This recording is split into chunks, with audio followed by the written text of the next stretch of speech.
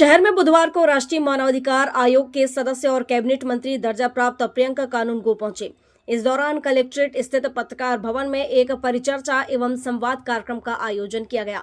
कार्यक्रम में नर्मदांचल पत्रकार संघ के अध्यक्ष प्रफुल्ल तिवारी सहित सभी वरिष्ठ पदाधिकारियों, सदस्यों, प्रिंट व इलेक्ट्रॉनिक मीडिया के पत्रकारों, अधिवक्ताओं और विशिष्ट जनों ने श्री कानूनगो का माल्यार्पण कर आत्मीय स्वागत किया। परिचर्चा के दौरान श्री कानूनगो ने पत्रकारों को संबोधित करते हुए मानवाधिकारों के बारे में विस्तार से जानकारी दी और मीडिया कर्मियों के विचारों व समस्याओं को सुना। श्री कानूनगो ने कहा कि साल 2014 के बाद देश में पत्र पत्रिकाओं की संख्या में भारी वृद्धि हुई है, जो अब बढ़कर करीब 1,50,000 तक पहुंच गई है। वर्तमान में 4 लाख से ज्यादा पत्रकार फील्ड में काम कर रहे हैं और 200 से अधिक टीवी चैनल डिजिटल रूप से सक्रिय हैं। सोशल मीडिया और यूट्यूब के इस दौर में पत्रकारों की संख्या और दायरा काफी बढ़ा है। पत्रकारों की सुरक्षा और आवास उनका अधिकार। श्री कानूनगो ने जोर देकर कहा कि पत्रकारों की सुरक्षा और आवास की व्यवस्था उनका बुनियादी अधिकार है और इसे लेकर हर स्तर पर ठोस प्रयास होने चाहिए। पत्रकारों की सुरक्षा बेहद जरूरी है और यह उन्हें मुहैया कराई जानी चाहिए। अतीत का एक संस्मरण साझा करते हुए उन्होंने कहा कि पत्रकारों को हमेशा एकजुट रहना चाहिए। पत्रकार एक ही बिरादरी का होता है, इसमें कोई छोटा या बड़ा नहीं होता। संकट के समय हमें एक दूसरे की मदद की आवश्यकता होती है, इसलिए पत्रकार बिरादरी की एकता अनिवार्य है। इस गर्ममय अवसर पर वरिष्ठ पत्रकार प्रफुल्ल तिवारी, बलराम शर्मा, धर्मेंद्र दीवान, राजेंद्र परिहार, मनोज चौरे, राजीव अग्रवाल, डॉक्टर सीमा कैथवास, विजय कुंभारे, मनोज सोनी, विपिन महंत, मुकेश भदौरिया, कमल चौहान, दयाराम फौजदार, मदन शर्मा, प्रदीप गुप्ता, रुद्र प्रताप, पुरुषोत्तम मालवीय, हेमंत राजपूत, एनडी दीक्षित, पूर्व अधिवक्ता प्रदीप चौरे, मनोज जराठे, KN त्रिपाठी, इंद्र कुमार सोनी, अजय शर्मा, राजेंद्र परिहार, धर्मेंद्र दीवान, हिना अली, खुशबू बोलचंदानी, दुर्गेश राजपूत, देवेंद्र गजेंद्र ठाकुर, दुर्गेश भट्ट, मनीष सोलंकी, राजीव दुबे, राजेश रैकवार, अनिल कहार, सौरभ परदेसी, डॉक्टर मयंक तोमर, मनोज यादव, अनूप तोमर, अनंत तिवारी, मनीष तिवारी, गोविंद चौधरी एवं गोलू अवस्थी सहित बड़ी संख्या में प्रिंट और इलेक्ट्रॉनिक मीडिया के पत्रकार, अधिवक्ता और गणमान्य नागरिक मौजूद थे। कार्यक्रम के दौरान श्री कानूनगो को मां नर्मदा की छायाचित्र भेंट कर सम्मानित किया गया। पत्रकारों की सुरक्षा और सम्मान से कोई समझौता नहीं। श्री कानूनगो ने परिचर्चा में आवास और सुरक्षा सहित कई प्रमुख मुद्दों पर खुलकर चर्चा की।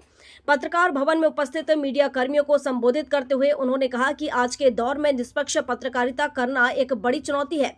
पत्रकार विपरीत परिस्थितियों में भी समाज को आईना दिखाने का काम करते हैं, इसलिए उनकी सामाजिक और भौतिक सुरक्षा सुनिश्चित करना बेहद जरूरी है।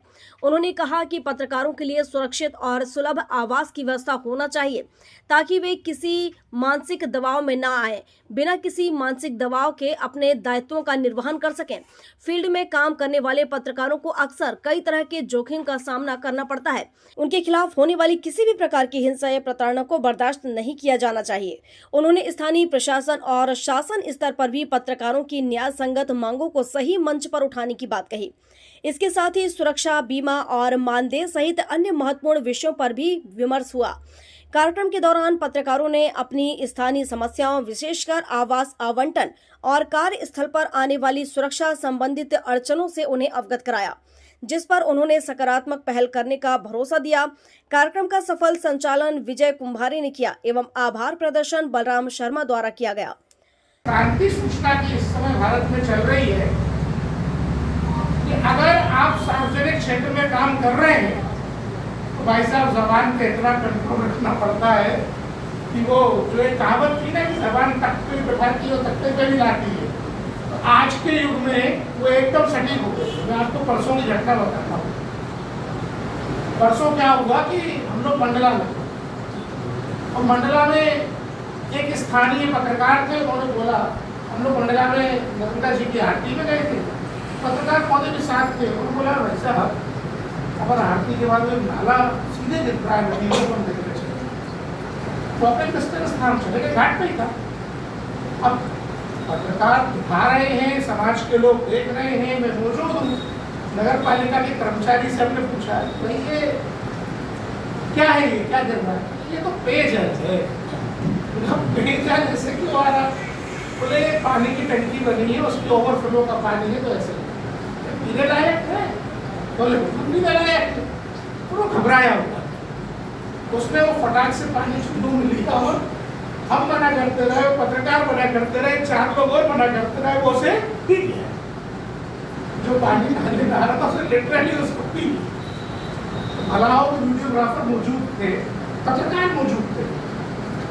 अब वो जिस घंटा को धोने लगा, हमने सैंपलिंग वहां से कराई थी। तो जब पानी की सैंपलिंग आप कराते हो तो रिपोर्ट आने का भय बनता है।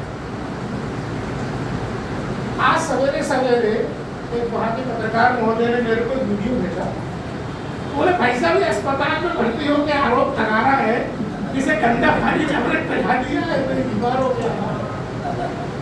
आप लोगों का क्या मानना है? उन्होंने कहा हम लोगों का ये मानना है कि यदि ये पानी पी के एक आदमी बीमार हुआ है तो शहर के हजारों लोगों की जान बचाई जा सकती है। पानी गंदा है, हमको बिना टेस्टिंग के पता चल गया। तो ये जो सकारात्मक पत्रकारिता का पहलू है, ये गांव, कस्बे, टायर 2, टायर 3 शहर में जबरदस्त तरीके से चलता है। और ये जो सकारात्मक पत्रकारिता का जज्बा है, ये प्रणम्य है, अभिनंदनीय है, और इसके लिए मैं आप सभी को प्रणाम करता हूं। मैं आपको सच बताऊं, जिसको हम पत्रकारिता में एजेंडावाद चलाना बोलते हैं, या नैरेटिव गढ़ना बोलते हैं, या कहानियां बना के चलाना बोलते हैं, आज भी भारत में ये वाली बुराई अंग्रेजी पत्रकारिता में ज्यादा है। हिंदी में उनका मामला गड़बड़ है।